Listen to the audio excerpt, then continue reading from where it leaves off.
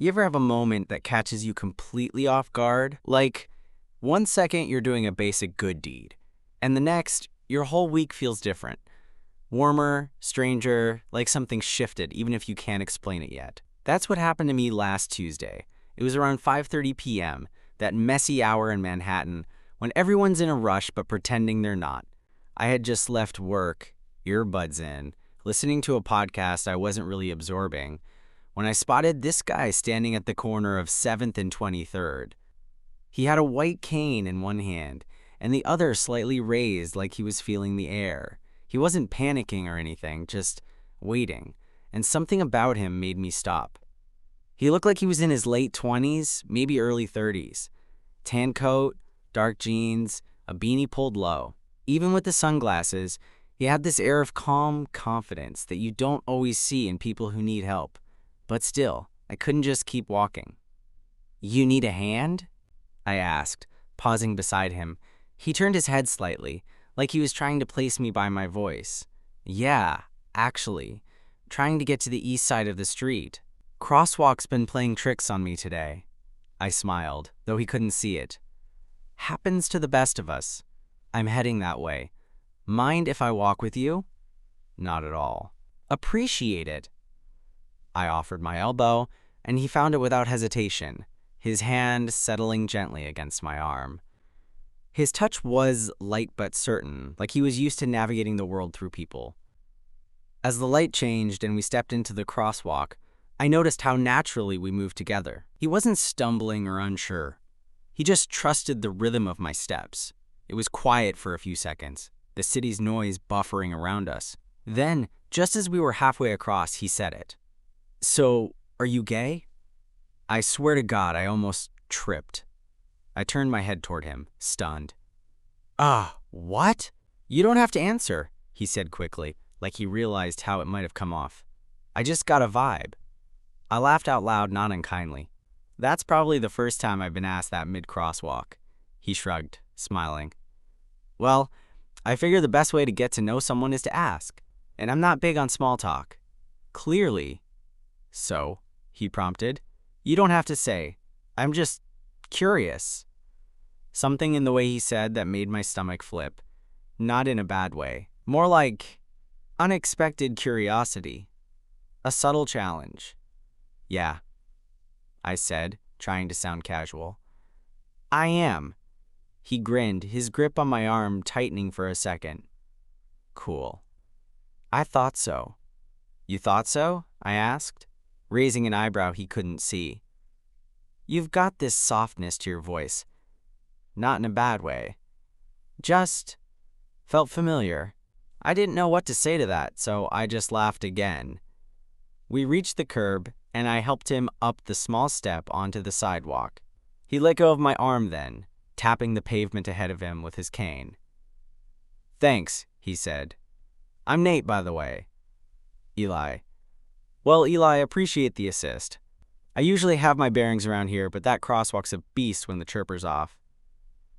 "No problem," I said. "You going somewhere specific?" He nodded. "Blind brunch. Weekly thing. A bunch of us meet up, complain about dating apps and city infrastructure. It's thrilling." I snorted. "Sounds like it." "You could come if you want," he said, his head tilting toward me again. "We've had sighted people before, though they usually feel weird being in the minority for once." That made me pause. Was he inviting me out? Was this just friendly? Or was this something else? "I mean, I wasn't really doing anything," I said. "Where is it?" He smiled. "Half a block down, Cafe Talia. They do killer chai." I hesitated, but only for a second. "You know what? Sure." "Cool," he said, tapping his cane forward as he started walking. "So, Eli, the helpful gay stranger, you single?" I blinked. "You really don't do small talk, do you?" "Nope." We walked side by side down 23rd, his cane tapping the concrete every few steps, like punctuation marks in the conversation. I was still reeling a little, trying to catch up with how casually he'd ask if I was gay, how easily I'd said yes, and how comfortable I felt. I hadn't expected that. Single, huh? He said again, like we hadn't just paused for several seconds. You don't have to answer, just curious. I glanced over at him. You always ask strangers this many questions? Only the ones who help me cross streets and say yes when I invite them to brunch. Fair enough, I said, chuckling. Yeah, I'm single. He gave a satisfied nod, like that confirmed something for him. Figures. Why's that? You've got that, emotionally available but not desperate, energy. It's rare. That caught me off guard. You got all that just from my voice? He grinned. I get a lot from voices. You'd be surprised what people give away when they think no one's watching. We turned the corner onto 6th Avenue, and there it was, Cafe Talia, tucked between a plant shop and an old vinyl store. Warm light spilled through its big windows, and even from outside, I could hear low chatter and clinking glasses. A sign in the window read, Accessible, plus, loves dogs. Looks like a good crowd, he said, slowing down just enough to listen. He stepped up to the door, but instead of opening it, he turned toward me slightly. Okay, one more question. Of course. Why'd you help me? I blinked. Because you looked like you needed help? Lots of people walk past when I look like I need help, but you didn't. I paused. He wasn't accusing me of anything. It wasn't a trap. But there was something intentional about the way he asked it. He was trying to get at something deeper. I don't know, I said finally. I guess you just seemed like someone worth stopping for. That made him smile, a little slower this time, and it made me realize just how attractive he was. His features were sharp but not severe, his jaw strong, a little stubble along his chin, and when he smiled, you didn't need to see his eyes to feel it. You coming in? He asked. I nodded, pushing the door open for both of us. Yeah, let's see what this blind brunch thing is all about. Inside, the cafe smelled like fresh espresso and cardamom. A group of about 6 people was gathered around 2 pushed-together tables near the back. A couple of them waved when they saw Nate. Yo, Nate, one of them called out. A broad guy with curly hair and round glasses. You're late, man. We thought you got hit by a delivery bike or something. I had a detour, Nate said, gesturing toward me. Eli helped me cross 23rd, so I invited him. The table welcomed me with a chorus of, Hey, and pull up a chair. One of them, a sharp-looking woman with a shaved head and a septum ring, patted the seat beside her. You're officially the token-sided guy, she said, grinning. No pressure. The vibe was easy, full of dry jokes and fast banter. I expected to feel out of place, but I didn't. They were warm, quick-witted, and unapologetically blunt. Nate blended into the group with practiced ease, but every so often I'd catch him tilting his head slightly toward me, like he was making sure I was still there. After we ordered, conversation shifted from bad Tinder dates to weird subway encounters, then to audio-described movies, and how most of them suck with feeling. They just describe stuff, but the emotion gets lost, Nate said, stirring his chai. Like, they'll say, he leans in close, but they won't say how. Is it slow? Is it nervous? Is it horny? Those things matter. The woman beside me, her name was Kenzie, nodded. Exactly. I want to know if the guy is leaning in like a best friend or a boyfriend. I sipped my coffee and found myself laughing more than I had in weeks. And every time Nate spoke, I felt something tug at me. His confidence, the way he saw, sensed people, how intentional he was with every word. Eventually, the group started to thin out. Some had work the next day, some had long commutes. I stood up to go too, but Nate surprised me. Wait, he said, tilting his head toward me. You in a rush? I glanced at my watch. Not really. Why? He smiled. Walk with me? Of course. We said our goodbyes and stepped back onto the street. It was cooler now, the kind of early fall breeze that makes the air smell cleaner. We walked in silence for a bit, not because there was nothing to say, but because it felt okay to just walk. Then, somewhere near 20th, he asked, Do you ever get tired of holding it in? I looked at him. What do you mean? Your voice. You speak like you're always trying not to take up too much space. Like you're careful, polished. I didn't answer right away. I used to, I said eventually. But lately, yeah, I think I do. Nate nodded. Same. He slowed, and so did I. We were standing on another corner now, a quieter one. Just the hum of traffic and the distant bark of a dog.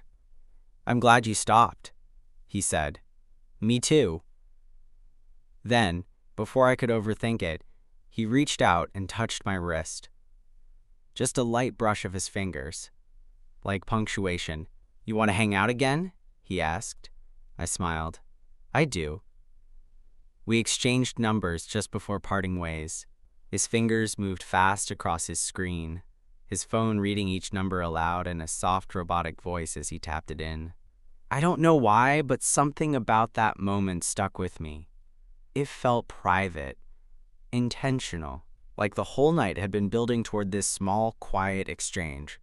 Text me so I know you're real, he said, grinning. So I did. Just as simple. It's Eli, that helpful gay stranger. He laughed when his phone read it out. Good. I like knowing who saved my life. Hey now, I said.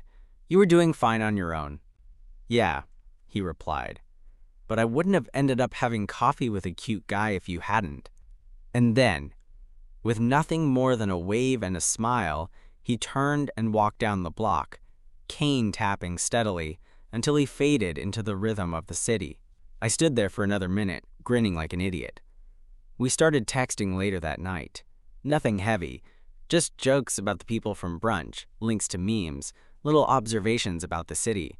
But it became a daily thing. Every morning, he'd send me something, sometimes an audio message, sometimes just a short text, and I found myself looking forward to it more than I wanted to admit. We made plans to meet again that Friday.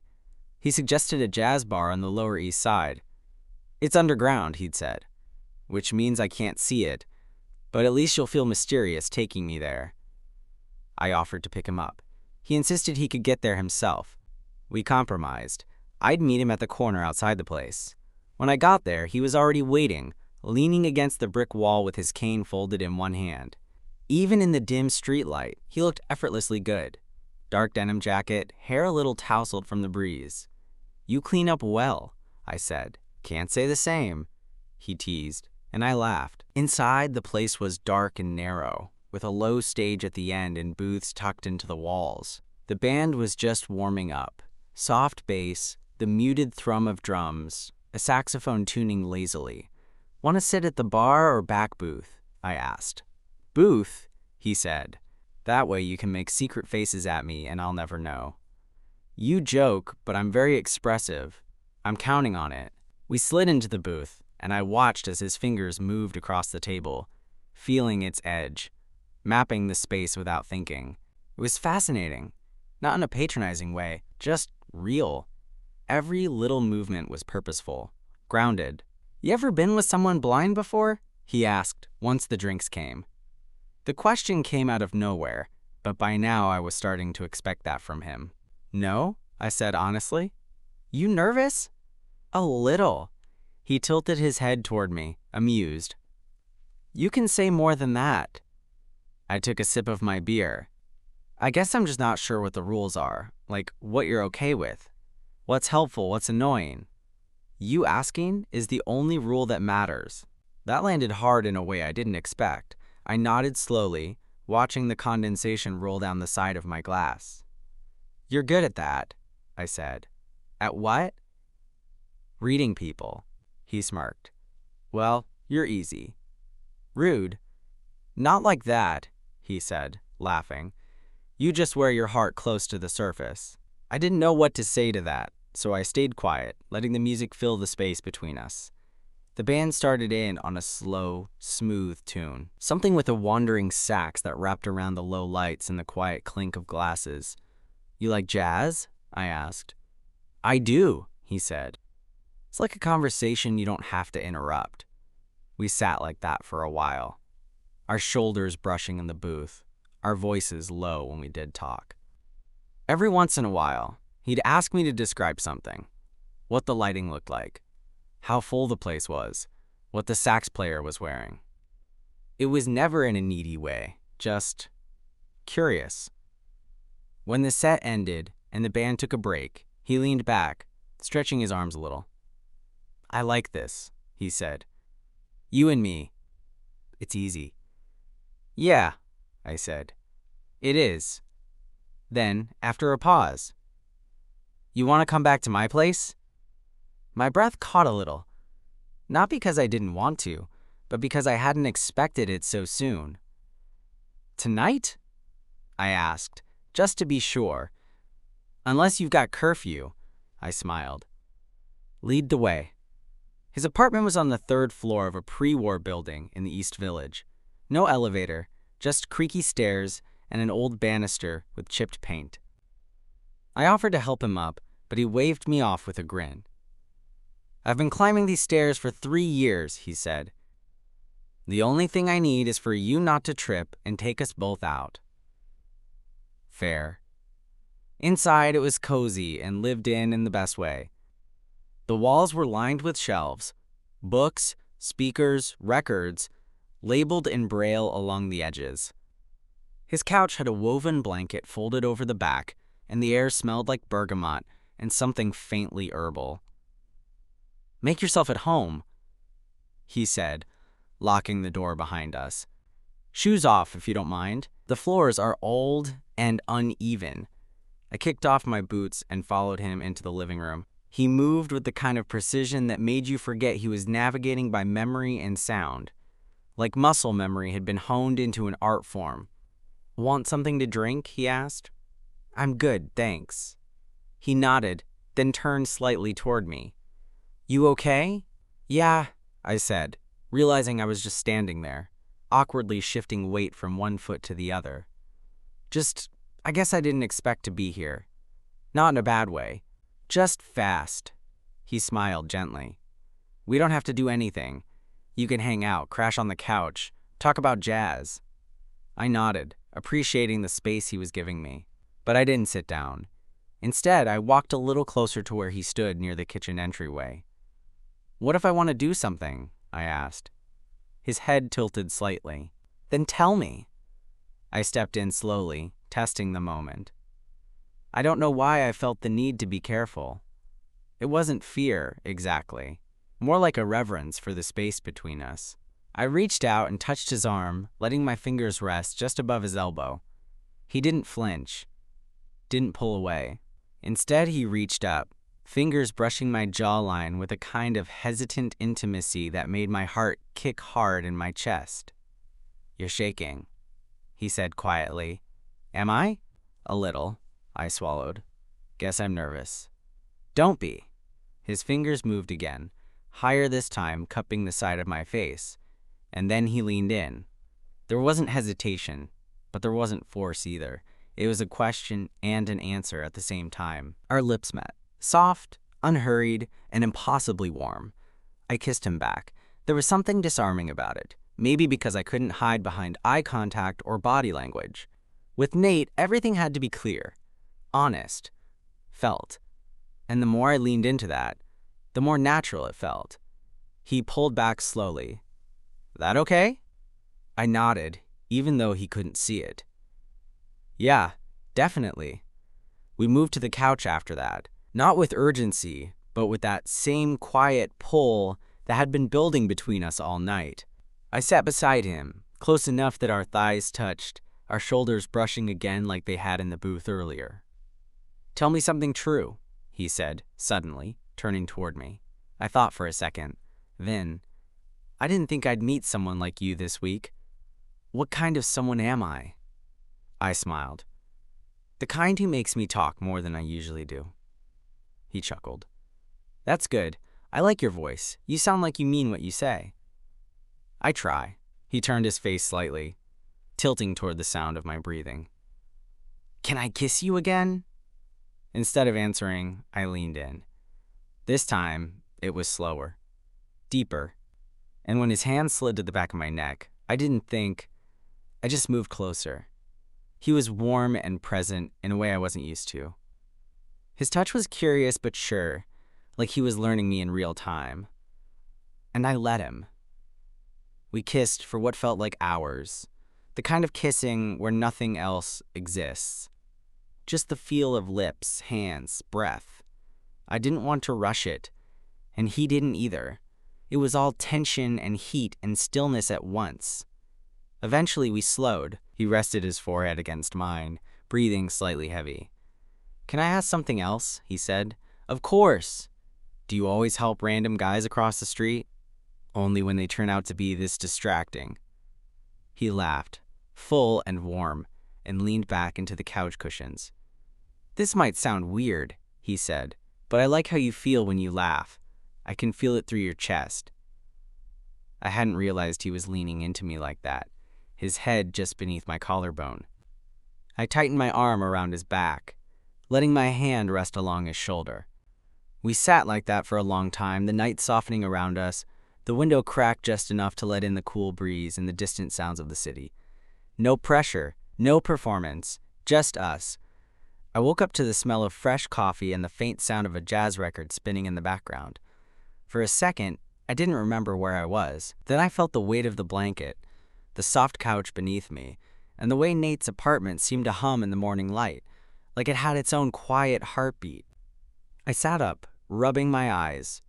I was still fully dressed, just a little crumpled from how we'd eventually dozed off, me on the couch, him tucked against me, his head resting on my chest. Now the couch was empty. I stretched and stood, following the scent to the kitchen. He was there, of course, shirtless, wearing gray sweatpants and nothing else. His back was to me as he moved effortlessly between the counter and the stove, pouring hot water over what looked like a French press. The sunlight hit the muscles in his shoulders just right. I stood there watching for a second too long before speaking. "You always look like this in the morning?" I asked. He didn't turn. "Only when I know someone's watching," I smiled. "So you knew I was watching?" I assumed. "You were pretty quiet, which is usually a giveaway." He turned then, mug in each hand, and walked carefully toward the small dining table near the window. "You sleep okay?"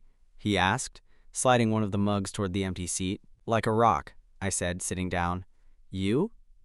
"Eventually," he said. "I kept waking up to make sure you hadn't left." That pulled something in my chest. Something tender and a little sharp. "I wouldn't just ghost you," I said. "I know," he said. "But when you're used to people disappearing, even the good ones feel temporary." We sat in silence for a second, sipping coffee, listening to the gentle static of the record. I watched the way his fingers curled around his mug, how his thumb tapped lightly on the rim. Even in stillness, he was always listening to something. "I don't want to be temporary," I said before I could stop myself. Nate's head tilted slightly. "That's a heavy thing to say after one night." "I know. I just mean it." He didn't respond right away. But then he nodded slowly, like he was turning it over carefully in his mind. "You ever dated someone with a disability?" he asked. "No." "You know it's not always easy, right?" "I didn't think it would be," I said, "but I'm not scared of that." He sipped his coffee, then set it down gently. "People like the idea of being patient, of learning, but then real life gets messy. Missteps, awkward moments, needing help when it's inconvenient. Most guys want fun, not friction." "I'm not most guys," I said, maybe a little too quickly. He smiled faintly. "You keep saying things like that. I'm starting to believe you. You should." He reached across the table and found my hand. His thumb traced the back of my fingers slowly, like he was memorizing the shape of them. "I like how your hands feel," he said. "Strong, but not in a show-off way." I chuckled. "You're kind of intense in the morning." He grinned. "You kissed me last night. You invited the intensity." I laughed. "Fair." We spent the rest of the morning doing nothing in particular. I helped him make eggs. He showed me how his phone read out texts and how he navigated apps by swiping and listening. At one point, we sat on the floor next to his record shelf while he asked me to describe album covers to him. "This one's orange and black," I said. "Looks like a guy walking through fire." "That's Coltrane," he said, smiling. "That one sounds exactly like it looks." It felt weirdly perfect, like we'd known each other longer than a few days, like we were slotting into some version of a life that could make sense. But later, when I was putting on my jacket to leave, he asked, "Are you going to tell anyone about me?" The question stopped me mid-zip. "What do you mean? Like your friends? Your family? Or is this just our thing?" I didn't know how to answer that. Not because I didn't want to tell anyone, but because I suddenly realized how long it had been since I told anyone about a guy. "I want to," I said honestly. "I just don't usually get far enough for it to matter." He nodded like that made sense, but I could see a flicker of something shift in his expression. It wasn't disappointment, just awareness. "You don't have to rush it," he said, "but I've done the secret thing. Doesn't feel great." "I'm not hiding you," I said. "I just didn't expect to be talking about someone this soon." Nate stepped closer, his fingers brushing the edge of my jacket. "Then let's not talk," he said softly. "Let's just keep going." I kissed him again before I left. Quick, but not rushed. And when I stepped outside, the sun was just starting to cut through the clouds, warming the pavement beneath my feet. For the first time in a while, I didn't feel alone. The following week passed in this strange new rhythm. We weren't together, not officially, no declarations, no big talks about what this was. But I saw him 3 more times, twice at his place, once when he surprised me near my office and we ate lunch on a park bench. Each time, it felt easier, lighter, and at the same time, deeper.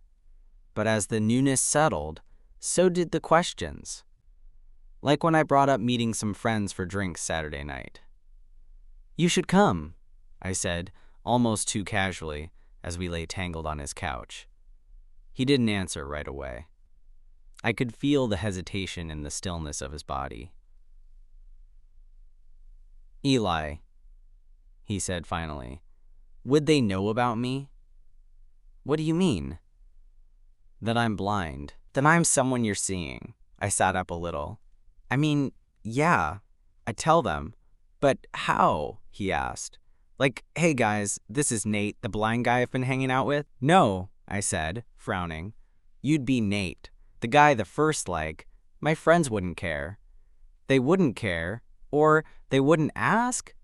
He wasn't being confrontational. His voice was calm, steady, but something about the question made me pause. "I think they'd be curious," I said honestly, but not in a rude way. Nate nodded slowly. "You don't realize how many ways people look at you differently until they don't even try to hide it." I didn't know what to say to that. "Not really. I'm not trying to be difficult," he added.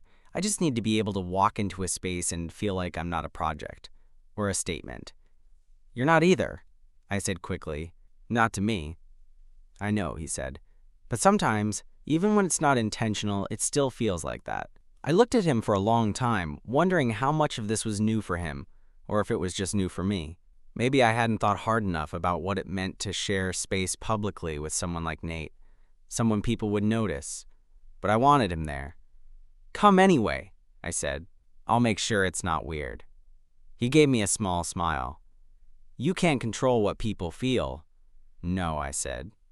"But I can control how I show up for you." That night, he didn't give me an answer. But Saturday came, and as I stood outside the bar waiting, I got a text. "Nate, I'm outside. Do your friends hate loud music?" I smiled, practically sprinting to the door. He was standing near the entrance, cane unfolded, one hand lightly resting against the building. "You came," I said, a little breathless. "I did." He reached for my arm, like it was the most natural thing in the world, and together we walked inside. The bar was crowded, but my friends had already grabbed a booth in the back. When we got there, everyone looked up, and for half a second, there was that unmistakable flicker of curiosity. But then came the smiles, the greetings, the usual jokes. "Guys, this is Nate," I said. "Nate, this is Zach, Jamie, and Liz." He nodded, extending a hand. "Nice to meet you."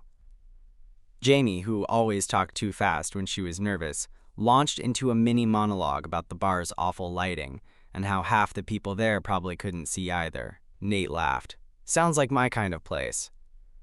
And just like that, the tension broke.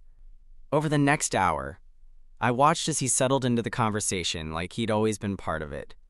He made Zach laugh with a story about his neighbor's parrot. He and Liz debated the best audiobooks for long train rides. And when the drinks came, he took his bourbon neat, like always. At one point, Jamie leaned over to me and whispered, "He's cool." I smiled. I know. Later, when we were outside again, Nate slipped his hand into mine as we waited for his car. "That wasn't terrible," he said. "High praise," I said. "I'm glad I came." "Me too." His ride pulled up, and he turned toward me. "I've dated guys before who kept me hidden," he said, "even ones who didn't mean to. I don't want to be one of them." "You're not," he said. Then, with a slight smile, "But I'm watching." Metaphorically, he grinned. Exactly. A couple weeks later, things started shifting. Not in a dramatic way. Nothing blew up. There wasn't a fight or a sharp turn. It was more like that slow slide you only notice when you stop and realize the distance has grown.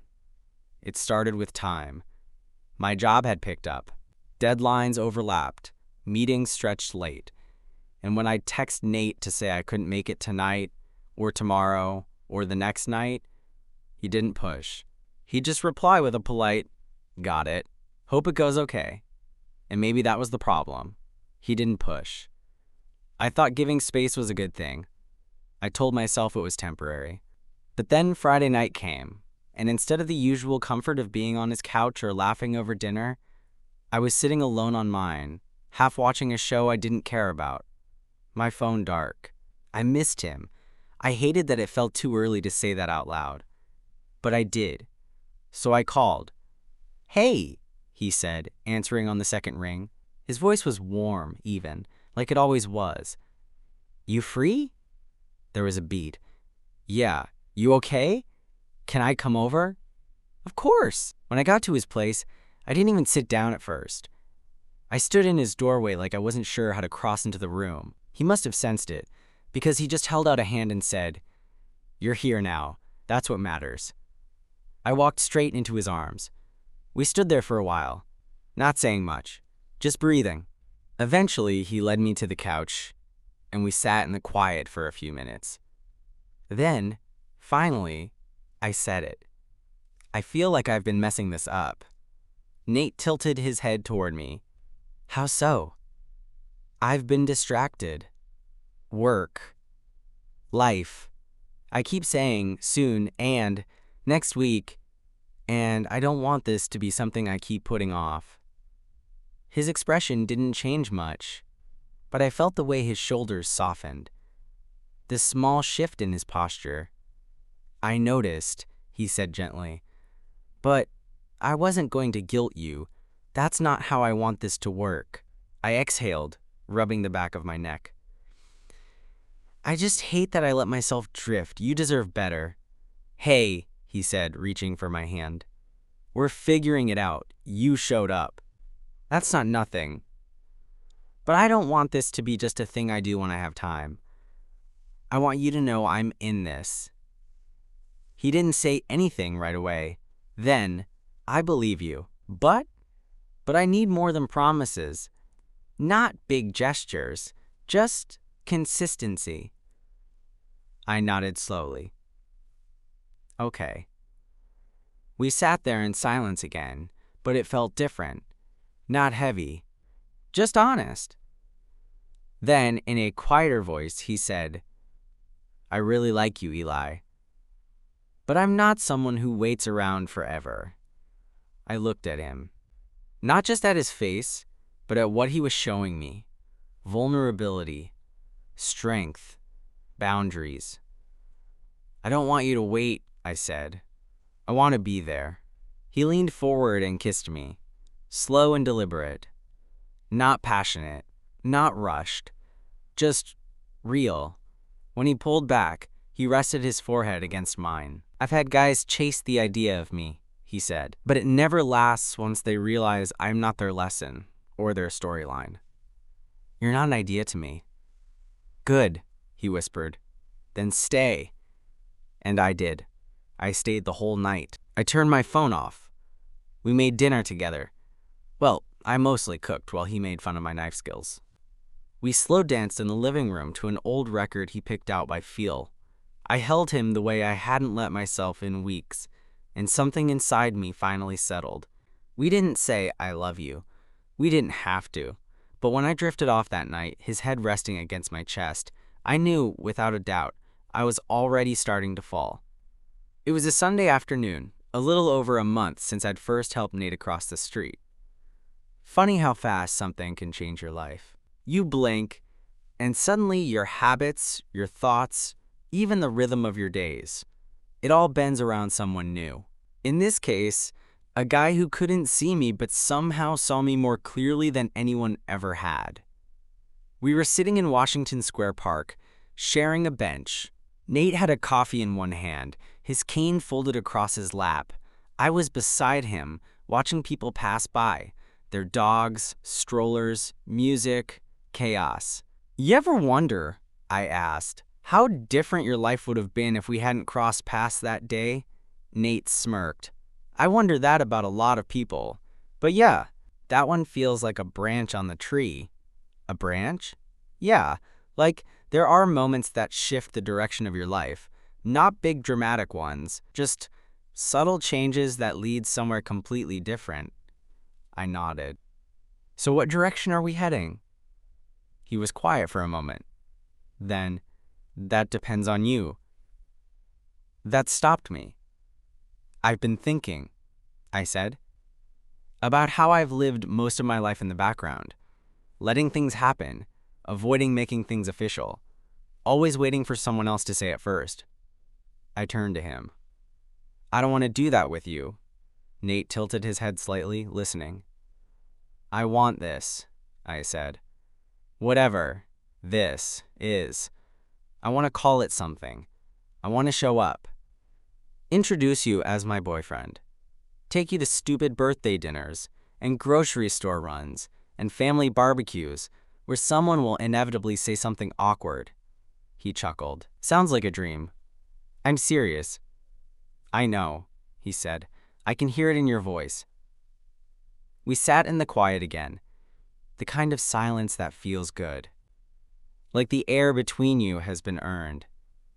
Then he asked, "So what now?" I reached over, lacing my fingers with his. "Now, we just keep going." He turned his face toward me, his sunglasses catching a glint of the afternoon sun. "You're not scared anymore?" "Still a little scared," I admitted. "But I think that's how I know it's real." He nodded. "Same." A kid ran by, laughing, chasing a pigeon. Someone played an acoustic version of Just Like Heaven on a guitar near the fountain. And in that moment, I realized something I hadn't dared to before. This wasn't temporary. Not a story I'd look back on in a year and say, "Remember that guy? This was the beginning of something." That night, as we walked back to his apartment, I asked him, "You still think I have that careful voice?" He smiled. "Not tonight. Tonight, you sound like someone who finally decided to be heard."